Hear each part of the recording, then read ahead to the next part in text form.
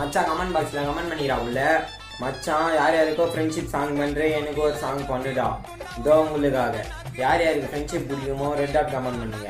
Next நான் சாங்கோ comment பாக்ஸில் comment பண்ணுங்க.